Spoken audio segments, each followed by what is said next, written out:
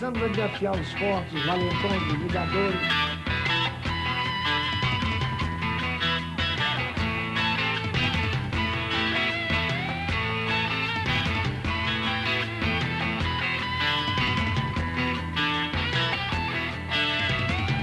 Isso é que me dá a autoconfiança. Sabendo que qualquer situação que eu for posto, eu vou me dar bem.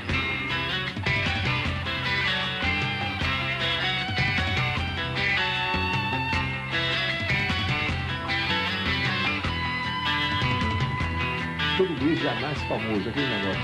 Ah, foi primeiro gris e tal, já sempre um adianta o gris.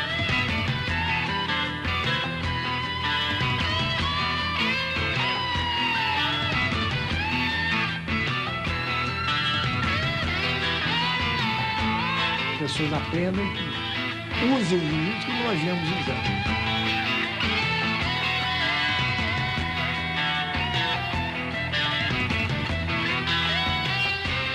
O jiu-jitsu não é só um patrimônio dos greys. O jiu-jitsu é uma força nacional, muita gente sabe.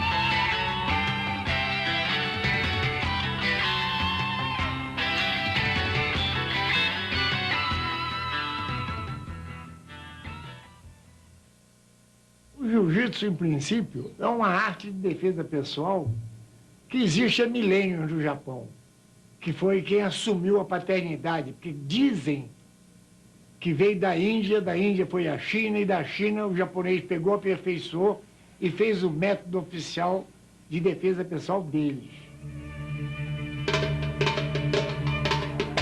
Os monges budistas, lá do norte da Índia, algumas milhas acima de Benares, onde o povo falava ainda o dialeto Pali ou Laurikosh, nasceu um homem chamado Siddhartha Gautama. Esse homem foi conhecido como Sakyamuni, o príncipe solitário, mas hoje em dia é conhecido como Buda, o iluminado. Ele tinha uma espécie de religião, uma seita religiosa, que usava o nome dele, era o budismo. E essa seita, os monges budistas tinham que percorrer as estradas para disseminar o budismo. E eram constantemente assaltados e mortos, e traziam um prejuízo muito grande para o budismo. Então eles criaram um sistema de luta que dava a eles condições de se defender dos ataques sem uso de arma, que era tentatória ao moral da religião deles. Os monges budistas foram os verdadeiros criadores do jiu-jitsu, que mais tarde, com a morte de Buda, assumiu o poder na Índia Siddhartha Privadasi, mais conhecido como Rei Asoka. E ele disseminou pelo mundo o jiu-jitsu, saindo para o Tibete, Birmânia, Sião, China e, por último, no Japão. O jiu-jitsu chegou ao Japão por volta do ano 200 a.C. Foi aperfeiçoado e ficou escondido de outros povos até o final do século passado. 100 anos atrás, os japoneses abriam seus portos e iniciavam um comércio com os ingleses. Estes ficaram maravilhados com essa nova visão de luta corpo a corpo. Uma luta dominadora chamada jiu-jitsu ou arte suave, em que homens fracos e leves venciam pesados e fortes. Mas os japoneses não ensinavam os ocidentais as técnicas dessa luta. Era crime contra o império, uma espécie de lei de segurança nacional. Devido à insistência dos ingleses em aprender essa arte, os japoneses ensinaram parte do jiu-jitsu, uma luta desenvolvida por Jigoro Kano e mais tarde chamada de judô. Por uma dessas coincidências históricas, o jiu-jitsu veio parar no Brasil e foi plantado por um japonês em solo fértil, numa família de imigrantes escoceses. A chegada do Mitsuyo Maeda, no Pará, um japonês que veio representar o governo do Japão junto ao Brasil no comércio de...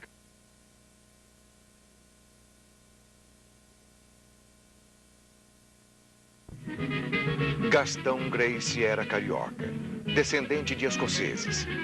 Gastão era patriarca da família. Desistiu da carreira diplomática, fixou residência em Belém, tornou-se homem influente na cidade, casou-se com uma moça da sociedade local e teve 8 filhos.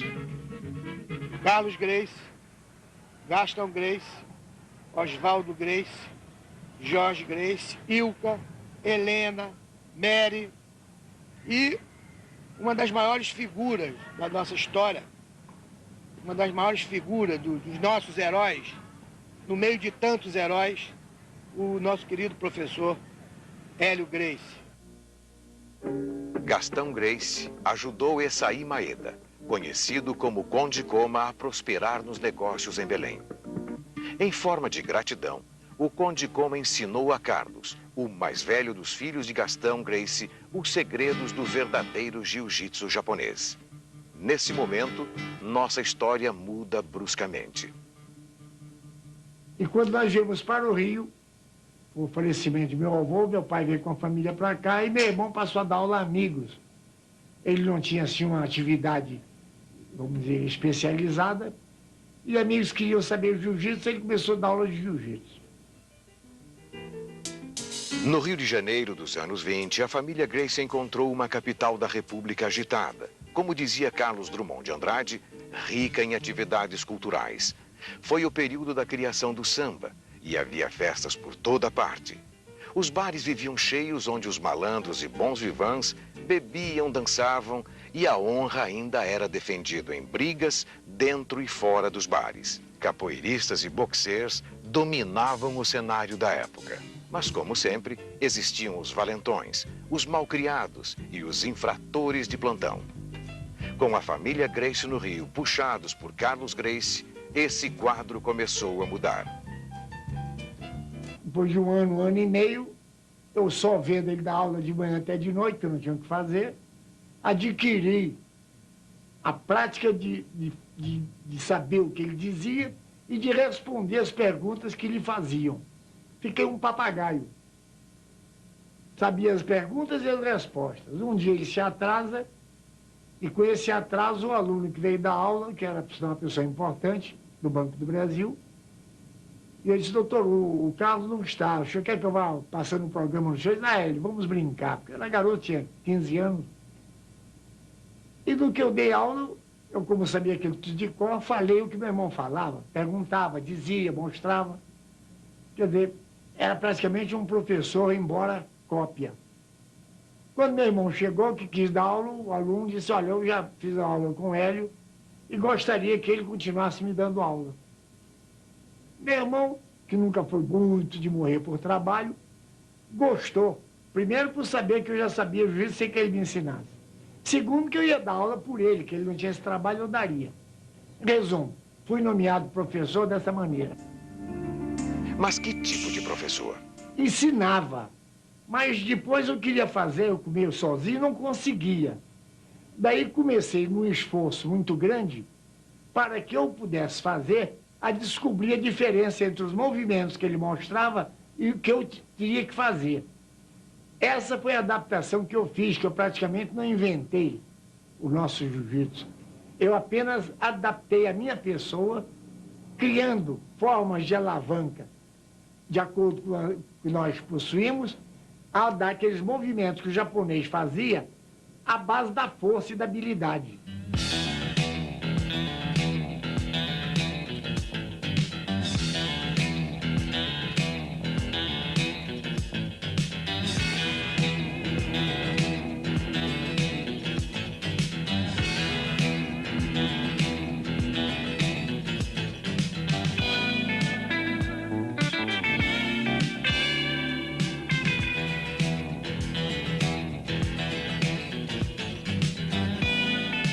Jiu-jitsu brasileiro, o jiu-jitsu Gracie, é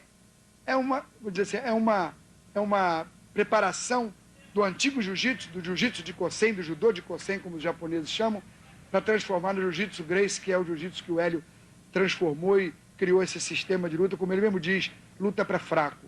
É uma luta onde o fraco consegue vencer o forte com o mínimo de dispêndio de energia.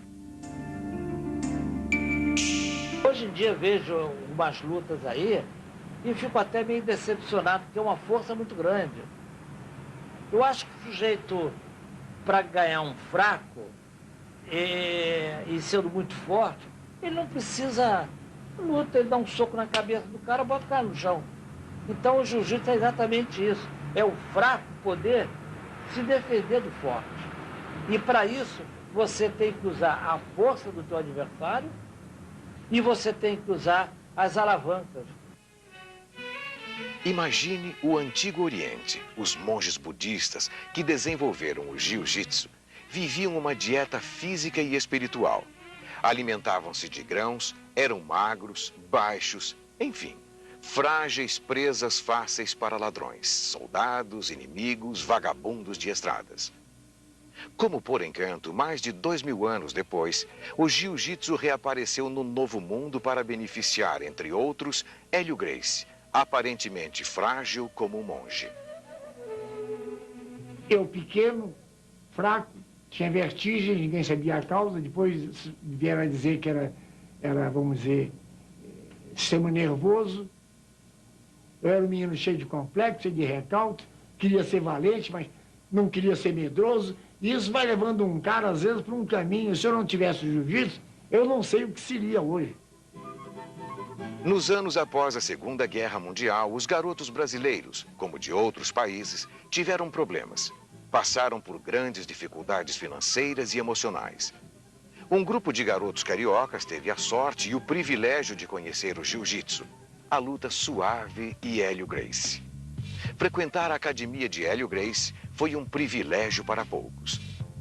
A academia de Hélio Gracie era um local não apenas para aprender defesa pessoal, mas também era uma academia que servia para os meninos serem educados, preparados psicologicamente e prontos para superarem qualquer problema. Hélio Gracie era o mestre, psicólogo, educador, adorado pelos alunos. Ele era o super-herói de uma era pré-televisão. E dentro dele tinha um negócio que me despertava, porque era talvez aquilo que eu não conseguisse ser, o guerreiro, né? Aquele homem que depois, muitos anos mais tarde, eu vinha saber que ele também tinha sido franzino, tinha tido suas dificuldades de saúde. E então, talvez esse fato tenha despertado dentro de mim, pelo instinto natural de uma criança, tenha me despertado esse sentimento de proximidade com ele. Talvez ele fosse aquele guerreiro naquela hora, na hora que eu precisava para poder vencer a minha grande batalha, que era a asma, nada mais do que isso. O jiu-jitsu é uma arte tão eficiente e dá às pessoas tanta segurança que tanto uma criança de 3, 4, 5, 6, 8, 10 anos, como uma pessoa, como uma moça, uma senhora, um velho, qualquer um aprende e aproveita tanto, porque ele não tem ideia de como se defender. Você, por acaso, tem ideia de como a gente encostar um revólver na barriga, como você defenderia? Se eu te mostrar, é uma besteira, uma bobagem. Qualquer um que me encostar um revólver na barriga, eu tomo a arma dele como quem... Nada, bobagem, a mais boba do mundo. De maneira que essa simplicidade e a eficiência de defesa é tão grande que todo mundo se empolga. Uns porque querem ficar mais eficiente, outros porque não querem apanhar, outros porque a autoconfiança modera o sujeito, ele fica mais tranquilo, mais sereno. Qualquer um de vocês que aprenda jiu-jitsu vai melhorar o modo de pensar 50%. Acontece que a nossa projeção veio devido às vitórias que nós tínhamos contra leigos, homens valentes, homens fortes, que nós procurávamos elementos para crescer. Como é que eu ia provar isso jiu-jitsu sem pegar alguém e vencer? Então começamos a desafiar os fortes, os valentões, os brigadores, enfim, quem duvidasse da nossa superioridade física que aparecesse. No começo do século, os duelos armados perderam a força. Para tirar as diferenças entre inimigos, os homens brigavam em ringues, nos parques e nas feiras. Os mais jovens que desejavam aprender uma luta ou defesa pessoal tinham apenas duas opções: aprender capoeira ou aprender o boxe.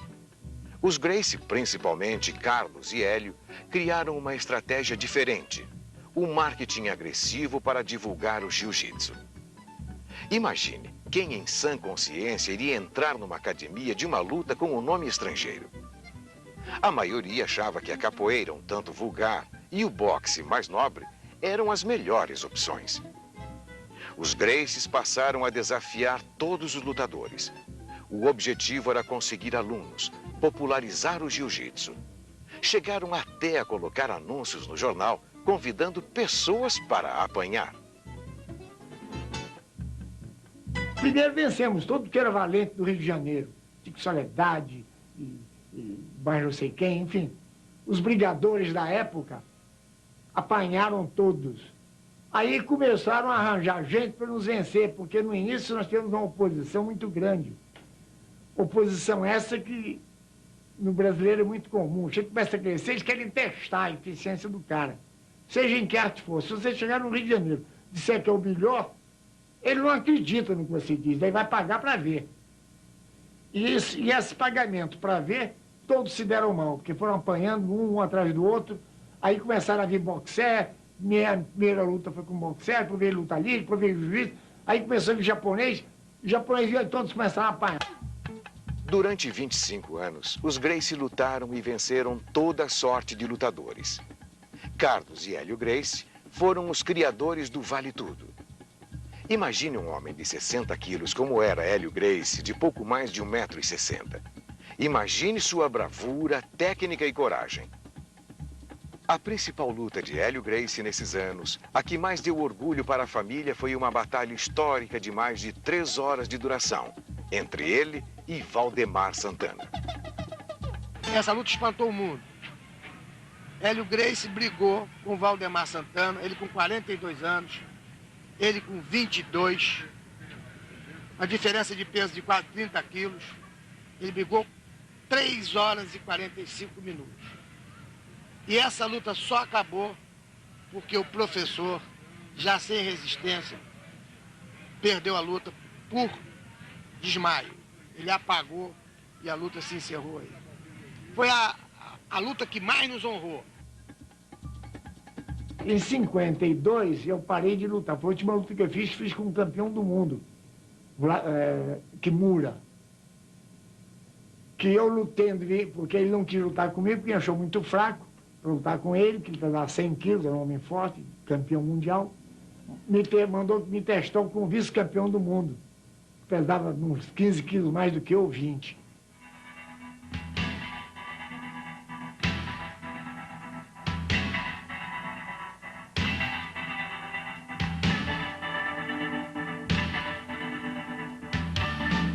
O Hélio Gracie lutando com o Catô, da trupe do Kimura, de Yoshimatsu, tudo, ele ganhou a luta com o Catô dentro das pernas dele, da guarda.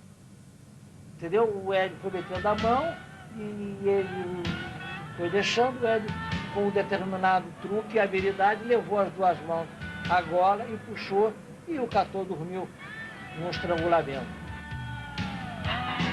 Entre honrados praticantes de artes marciais, existem certas leis que sempre foram respeitadas por todos. Um lutador não desafiava o campeão. Este, sim, quando desejasse, concedia a honra de um desafiante lutar contra ele. Nessa luta, também, ele não me venceu, embora eu tenha perdido. Porque meu irmão jogou a toalha num dado momento, pensando que ele ia me quebrar o braço, e sabendo que eu tinha um temperamento também meio aguerrido, eu não podia não querer bater, e ele, para me proteger, jogou a toalha. Quer dizer, perdi, mas não bati.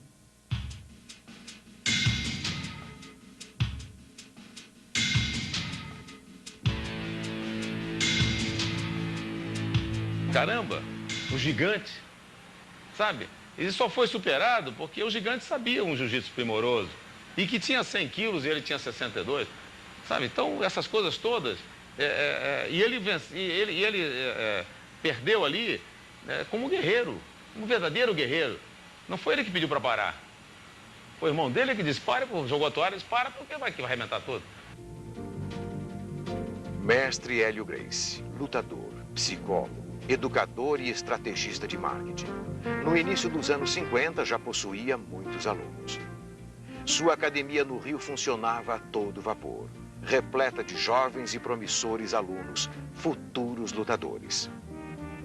Esses meninos tinham, antes de se matricular, problemas psicológicos, muito comuns na infância e adolescência de qualquer homem. Esses problemas eram superados quando orientados por Hélio Gracie. Fui fazer defesa pessoal, e a defesa pessoal, então, foi a construção da minha base de vida. Porque aprender defesa pessoal representou para mim, como representa para qualquer um ainda hoje, para aqueles que sabem ensinar, ele representa a formação do indivíduo, quer dizer, a estrutura emocional do indivíduo, porque é você saber se defrontar com o imprevisível. O Hélio, além de grande lutador, além de ser um grande homem, ele era um grande psicólogo. Ele nunca leu um livro de psicologia na vida, mas ele tinha psicologia dentro dele. Ele sabia lidar com o aluno, ele sabia motivar o aluno, ele sabia entrar no campo mental do indivíduo, de tal forma que os alunos, todos nós daqui, não só os alunos comuns, mas eu, Hélio Vígio, e Carson Gracie, Robson, nós tínhamos na tutela de Hélio Gracie no desenvolvimento do jiu-jitsu. O método Hélio Gracie de ensino de jiu-jitsu incluía, e ainda inclui, além da parte técnica e seus movimentos repetidos à exaustão, também uma certa orientação espiritual, psicológica, uma preocupação com o bem-estar mental e físico. Hélio Gracie é um educador e, na época, preparava seus meninos para enfrentar responsabilidades e compromissos, embora sempre com muita alegria e diversão. Então, o nosso treinamento, a nossa diversão, melhor dizendo, era lutar. Então, tudo que fosse diversão acabava em luta. Era uma luta no chão, era uma luta em pé, era um pega, era uma garra, era isso, era aquilo, resistência de pescoço, resistência de tração, de repulsão, e, enfim, tudo isso se resumia realmente em sermos um lutador de jiu-jitsu e também um professor de jiu-jitsu. Vivendo inclusive com aqueles rapazes, todos eles mais velhos do que eu, todos eles já com uma boa formação de lutadores, todos eles valentes, formados na academia do mais valente de todos os valentes, que era o Hélio Gracie. Caramba, ali dentro não é questão de eu me transformar num valente no sentido negativo da palavra, de ser, sabe, um valentão de sair pra rua brigando. Não, ao contrário, era a valentia interna, era o poder, era ser poderoso, era ser forte. Ser forte no sentido de poder vencer as barreiras todas, fossem elas físicas, morais ou o que fossem. Há um lado positivo do jiu-jitsu, que é o lado que quando você tem confiança em você, quando você sabe que não apanha ou que ninguém lhe é superior, seja em que arte for, você fica automaticamente mais tolerante. Essa superioridade o jiu-jitsu nos proporciona, em que você pode tranquilamente discutir, ponderar, pôr o indivíduo no seu lugar sem precisar brigar. E essa maneira de falar segura, tranquila, apavora geralmente os infratores. Carlos Gracie, o grande mestre do jiu-jitsu, além de ter ensinado seus irmãos, descobriu também o segredo do universo. Alguém disse uma vez que o homem é o que ele come. Carlos Gracie percebeu isso e desenvolveu um sistema de alimentação diferente, onde se comiam alimentos compatíveis que não causavam reações pesadas, apenas uma digestão natural e mais bem adequada a lutadores. A profissão de professor de esporte não pode estar se sentindo mal. Como é que eu vou dar aula a uma criança, ou um adulto, uma senhora, um senhor, com dor de cabeça, dor de barriga? Então ele começou, como ele tinha muitos filhos, a estudar um método de alimentação que beneficiasse a ele, a família e a quem quisesse. Os Gracie levam a alimentação tão a sério quanto o treinamento de jiu-jitsu. Carlos Gracie era um nutricionista excepcional. A tabela criada por Carlos combina alimentos compatíveis. Um sistema que pode ser facilmente seguido por qualquer pessoa. Para facilitar a compreensão desse método, Carlos Gracie divide os alimentos em grupos. No grupo A, os alimentos podem ser ingeridos entre si e com apenas um do grupo B.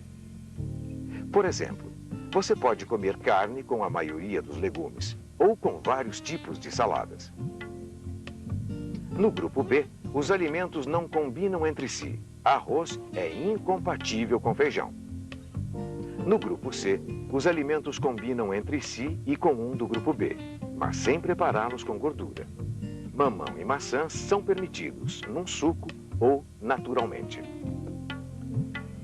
No grupo D, os alimentos mais difíceis não combinam entre si e nem com qualquer outro.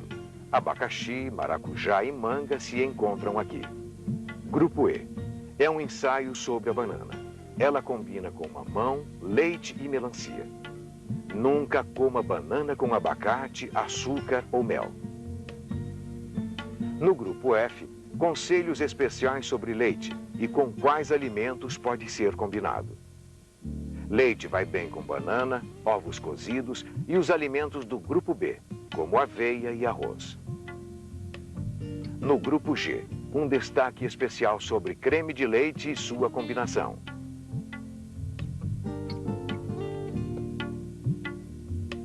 Nunca coma carne de porco e evite doces enlatados, em calda, pimenta do reino, canela, picles e mostarda. Então ele estudou isso para evitar que você, ao comer muito, fique indigestado. Se você comer uma quantidade enorme de qualquer comida, com sobremesa, com doce, com pudim, com carne, com arroz, você vai ter uma sensação, depois do almoço, diferente de se comer combinado como nós comemos. O que mata as pessoas, às vezes, que causa mal-estar, é que você almoça ao meio-dia, às 2h30 toma um sorvete, um refresco, um gelado, quando é 4 horas come um biscoito, quando chega às 6 quer jantar. Resumo, não deu descanso ao organismo. E o nosso organismo é como se fosse uma usina de açúcar. Trabalha permanentemente, 24 horas.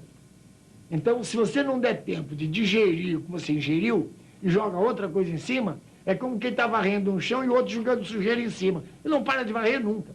O jiu-jitsu tornou-se hoje em dia, pelo que eu estou vendo, pelo que eu estou acompanhando lá fora, é a vedete de todos os esportes. Com as competições que o Royce venceu no Ultimate Fighter que eles criaram, que o Rorion criou, lutando com outras artes marciais, vencendo todos os campeões do mundo das outras artes.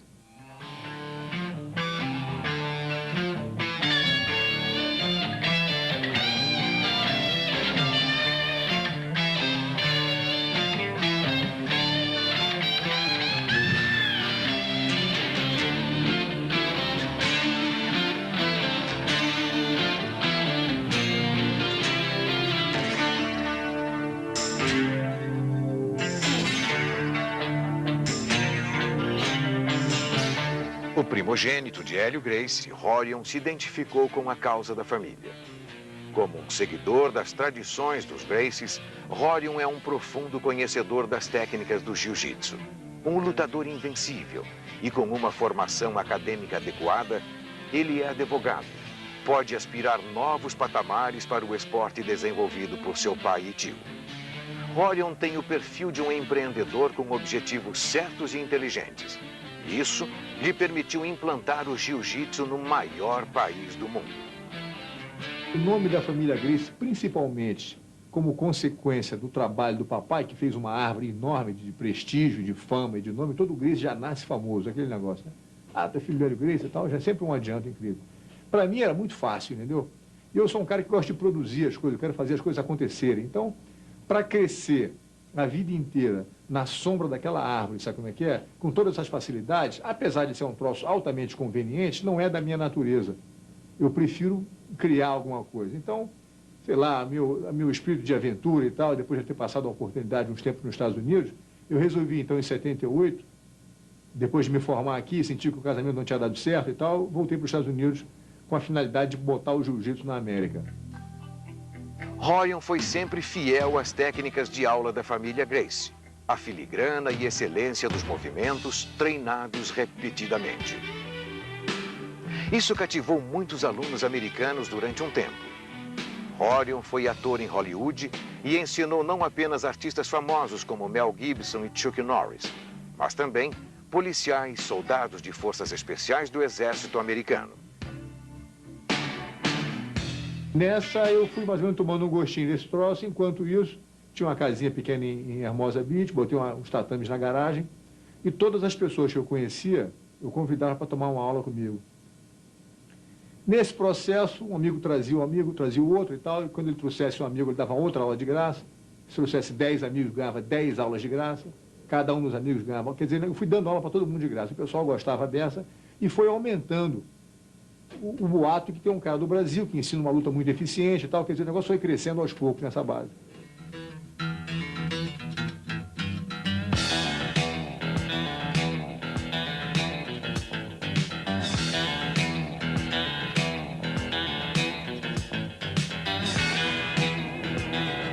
chegou a um ponto que eu comecei a precisar de ajuda e trouxe o Royce para morar nos Estados Unidos comigo e me ajudar. Ele tinha 17 anos, faz mais ou menos uns 12 anos atrás. Os alunos aumentando, o Royce não falava inglês nenhum na época, mas falava jiu-jitsu. Então, eu ia trabalhar no negócio do cinema e deixava o Royce dando as aulas na garagem lá de casa. Foi aumentando, aumentando, chegou a um ponto, a gente tinha 127 alunos tomando aula, 7 dias por semana, das 7 da manhã às 9 da noite, isso na garagem da casa. E 85 pessoas esperando para tomar aula. O negócio foi aumentando, em 1990 abrimos a academia. Eu e o Royce montamos uma academiazinha, lá em Torres, uma academia modesta e tal, pequena. Mas em 2 anos o negócio começou a pegar fogo e a gente dobrou o tamanho da academia. Depois de alguns anos, sempre visando a expansão e a consagração do jiu-jitsu, Rorion criou o Ultimate Fighting, uma competição oficializada e lucrativa, herança dos desafios que Hélio e Carlos disputavam na juventude. Nessa de criar o Ultimate, que era um campeonato de vale tudo, que não tinha regra, tal como o pessoal conhece, sem tempo, sem juiz, sem regra, valia tudo, não tinha parada. Eu trouxe o John Mills, que é um cara muito conhecido nos Estados Unidos, para prestar um pouco de credibilidade ao evento. Quando você bota o nome como dele, que tem muito peso em Hollywood, o pessoal olha para você de outra maneira, né? Não é o cara que faz luta, negócio de luta, era um cara que faz negócio de luta, mas o diretor criativo do evento era o John Mills. Então, quando eu botei o John, me ajudou, inclusive, a desenhar o octagon, eu e ele que fizemos um negócio, porque a gente tentou tudo que era tipo de ringue para chegar naquela conclusão. Até um ringue que tinha areia em volta, para o cara pisar na areia, escorregar e não poder sair, a gente pensou nisso, um ringue de fibra de vidro, pensamos em botar um negócio de água em volta, com jacaré, pensamos em tudo, você imaginar, a gente imaginou tudo, teia de elétrica, entendeu? Com um negócio elétrico em volta, como se diz, uma tela eletrificada, pensamos em tudo aquele negócio, você pode imaginar, e fomos eliminando por que podia e por que não podia. No final acabamos com aquela que deu certo, agora virou moda tudo quanto é canto. Não é difícil construir um octágono. Leva-se apenas algumas horas para deixá-lo pronto para uma luta, mas é o ideal para um espetáculo de vale-tudo. Lutadores de qualquer arte marcial sentem-se à vontade e o público tem uma visão quase completa. Para realizar o primeiro Ultimate Fighting, Rorion teve de usar de toda a sua capacidade de homem de negócios. Reuni a opção de aluno meu e falei, pessoal, vou criar um show de vale-tudo, assim, assim, assim, expliquei como é que era o negócio. E os alunos nos Estados Unidos, todo mundo botou uma grana e eu levantei o dinheiro para fazer o primeiro show, que eu não tinha. Fiz $150 mil nessa brincadeira. O pessoal botou a grana, com o show montado na mão, eu liguei para o pessoal da Pay-Per-View e falei, olha, eu estou com um show pronto para fazer, preciso de alguém para transmitir no via satélite. Aí o pessoal gostou da ideia e fizemos uma sociedade meio a meio. O pessoal da Semaphore Entertainment e eu, né, a minha companhia, o All Promotion. Aí o negócio foi esquentando, quer dizer, fizemos o primeiro show, eles pensaram que ia ter uma audiência de 40 mil pessoas, mas teve uma audiência de 85 mil no primeiro show. Então o pessoal ficou doido. Aquela Forbes Magazine, que fala de pessoal de dinheiro e tal, falou que é a mais bem-sucedida franchise em pay-per-view history. Quer dizer, em todos os tipos de pay-per-view, o que mais se deu grana regularmente foi esse tipo de show. Royce Gracie foi o maior vencedor de Ultimate Fighting, invicto em 3 edições. Royce possui a técnica perfeita de um representante da família Gracie com uma concentração impenetrável. Quando eu entro para lutar, eu já mais ou menos já tenho um plano de luta, já sei exatamente o que vai acontecer e isso às vezes o adversário não sabe.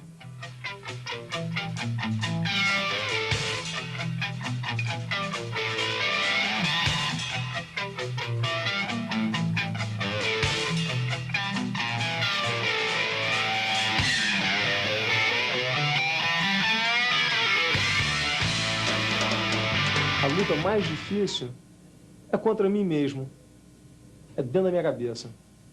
Porque eu crio o meu adversário, eu crio o adversário mais difícil. Eu me boto na posição, dentro da minha cabeça, na posição mais difícil. Se o adversário me pegar nessa posição, como eu sairia? Eu imagino, crio a situação dentro da minha cabeça e se eu consigo sair. Isso é o que me dá a autoconfiança. Sabendo que qualquer situação que eu for posto, eu vou me dar bem.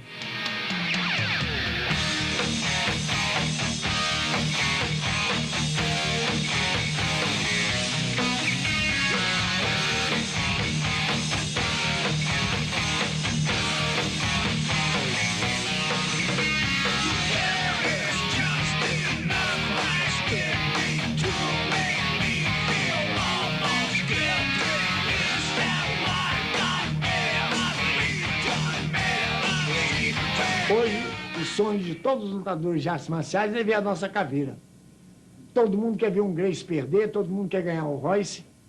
Então, há isso apenas. É a única parte desagradável que eu vejo no sucesso do jiu-jitsu. É que nós, sem querer, arrolhamos e botamos um nó na garganta de todo mundo. Porque o cara que tem a sua academia de karatê, ou ele ensina jiu-jitsu, ou ele quer morrer de fome, porque o pessoal não quer mais saber de karatê, quer fazer jiu-jitsu.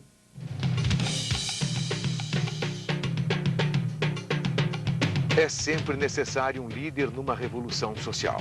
Assim como é fundamental um ídolo na evolução de um esporte. Rickson Gracie, mestre e lutador de jiu-jitsu, é um super campeão brasileiro. Em qualquer esporte em fase de expansão, sempre aparece um atleta que se destaca. E às vezes ele vem na imagem de Pelé, o atleta do século, ou de um Emerson Fittipaldi. Rickson é um campeão brasileiro no mesmo nível de nossas maiores estrelas. Ele tem o carisma e as qualidades de superstars do esporte.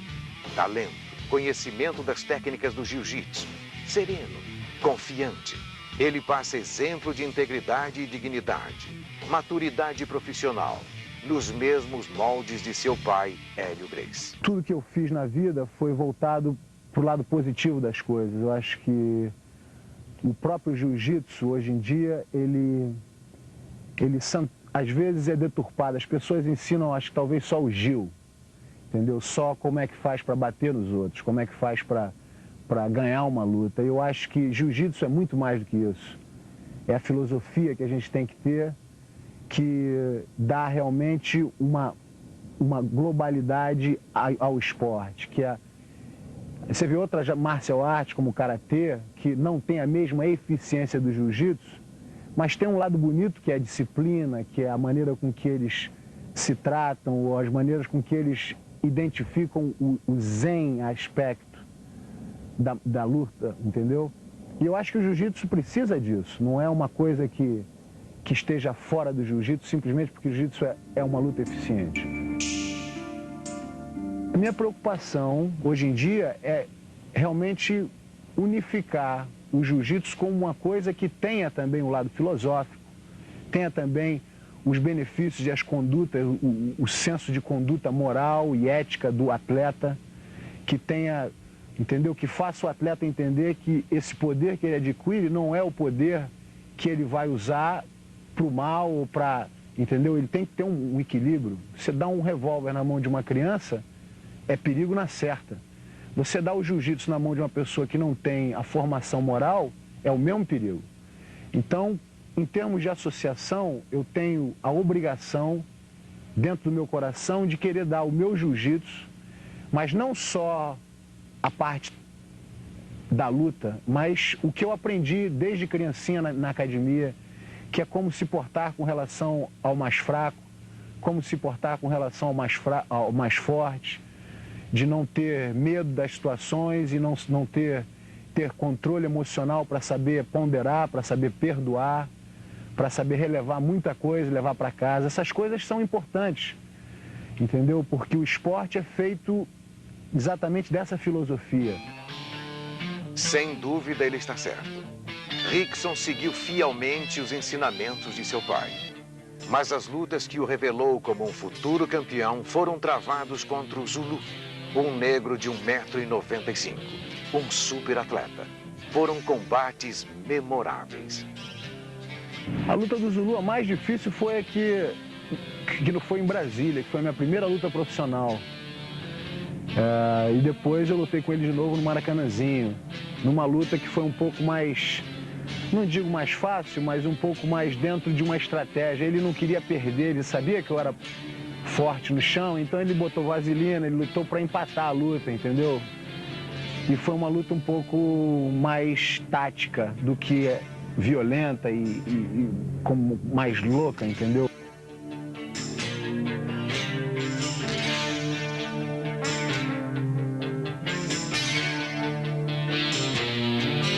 O jiu-jitsu, ele evolui, é uma coisa que são dois animais, dois seres humanos, mas desenvolvendo uma coisa como um animal. Você não pode prever o que dois leões vão fazer quando eles brigam, entendeu? É uma coisa que pode ser qualquer coisa pode sair dali.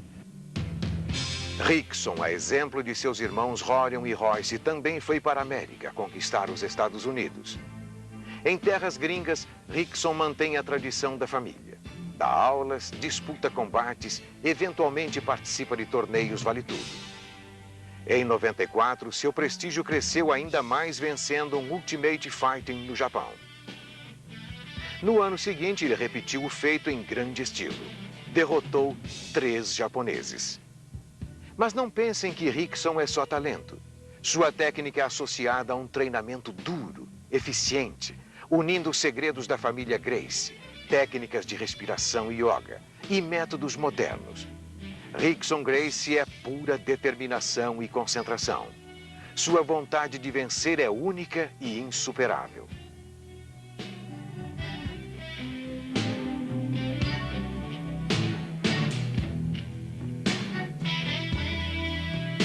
Tudo está acontecendo em volta, mas na verdade aquilo que você escuta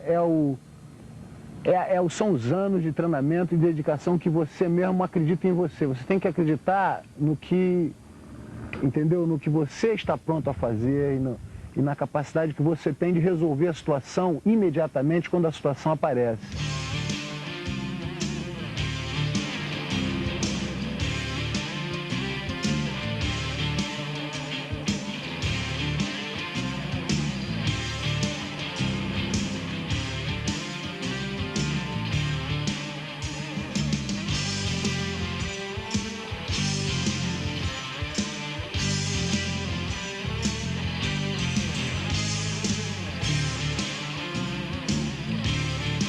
Em qualquer carreira ou em qualquer situação que a coisa tenha, entendeu?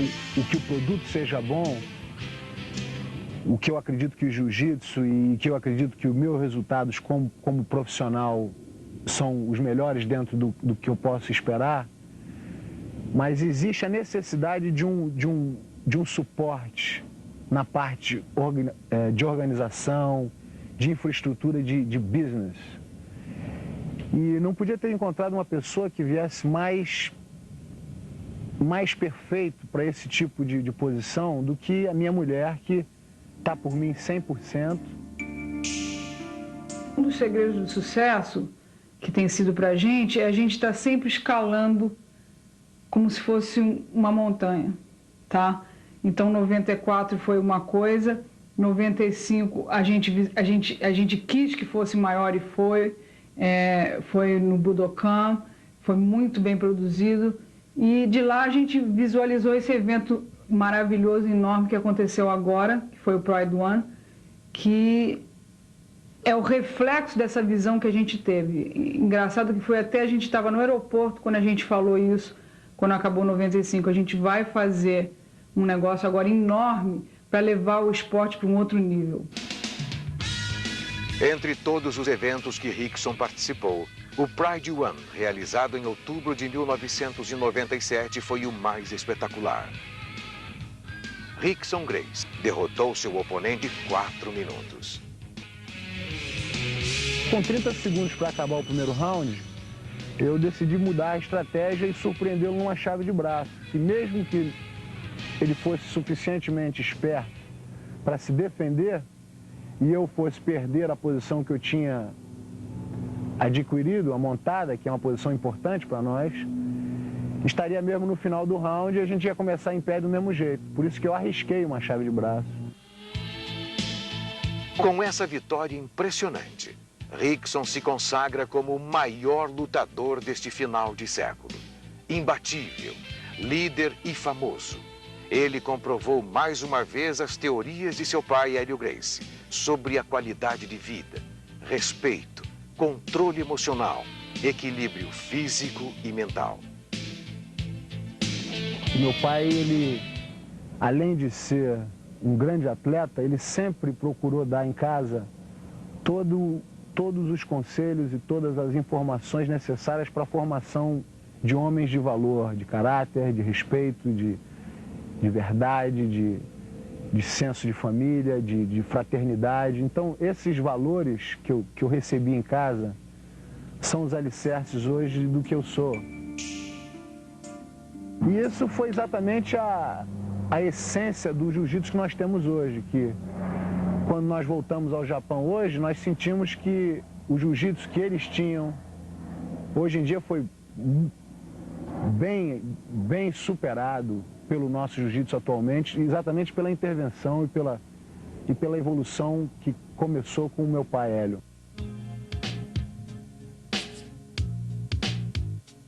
Todo mundo que quer uma arte marcial, ele não quer uma arte marcial inferior à outra. Todo mundo quer ser melhor. Se eu lhe der um automóvel, uma bicicleta, você prefere o quê? Bicicleta ou automóvel? Todo mundo quer o melhor. Então, o jiu-jitsu agora está comprovadamente, pelo mundo inteiro, ser a arte marcial mais eficiente, a mais fácil e que não exige dos seus alunos nenhuma qualidade física.